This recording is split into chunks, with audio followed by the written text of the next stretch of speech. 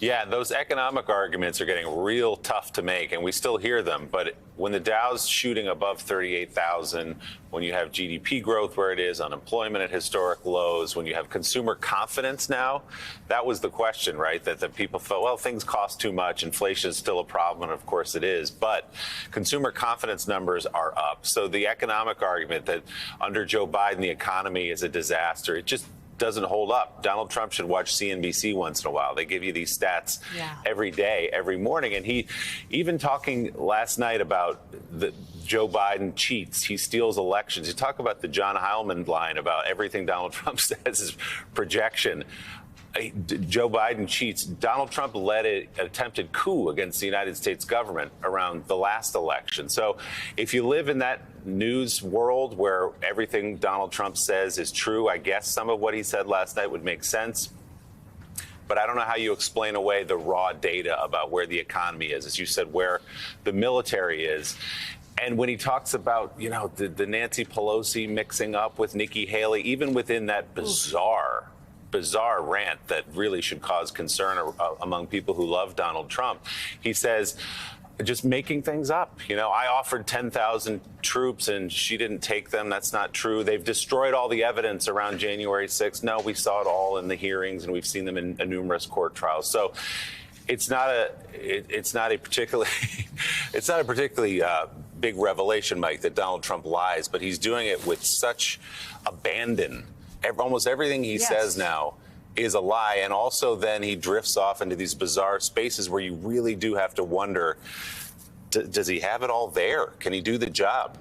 You know, I'm wondering how many people who see that tape or see clips of him, and it's nearly every day that you can put something like that on, wonder about the stress that Donald Trump lives under. Hour by hour by hour, all the court cases, the court appearances, which, as Joe points out accurately, he uses as campaign appearances outside the courtroom.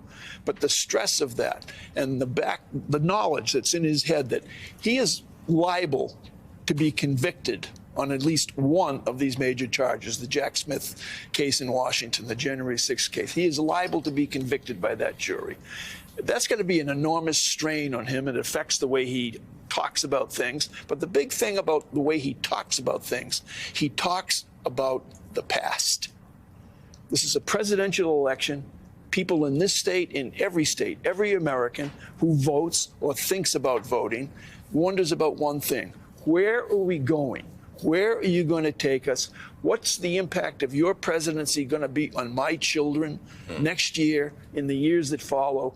Where are we headed? Donald Trump does not tell you where he wants to take you. He tells you what happened to him personally from his point of view. The election was robbed, it was stolen, it's rigged.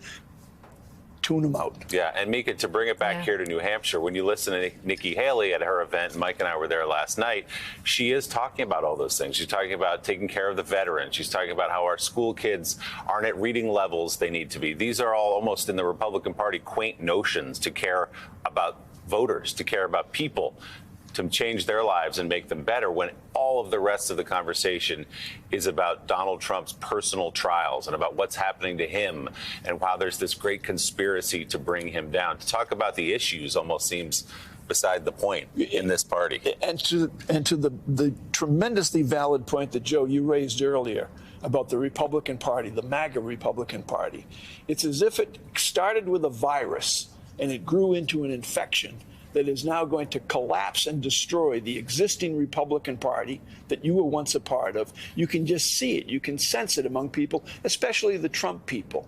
I mean, their view of life, their view of politics is completely altered by the maniacal rhetoric of what we just saw. A former president of the United States who clearly is losing it. You can see that he's clearly losing it. But the grip he has on that party is slowly but surely destroying what we once thought was a great political party.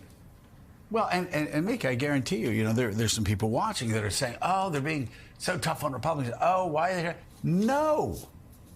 As I've said time and again, listen to me. You may actually start winning elections again. I've been saying this in 2017, 18, 19, 20, 21, 22, 23. And now into 24, and people are like, oh, you're so hostile. Oh, my God, why are you so hostile towards Republicans? I'm not being hostile to Republicans. I'm not being hostile to conservatives. I'm just telling you, if you want to win, you've got to move forward. Right. You can't elect a guy who's obsessed with 2020.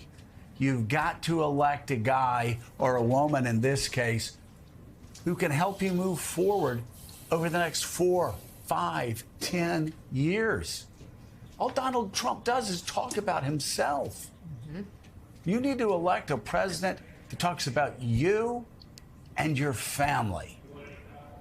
And Trump will never do that. Ever. Never. But if you want that, if you want to lose again, thank you, Jesus, for giving us free will. Republicans lose again. It's in your hands. But that decision is made tonight.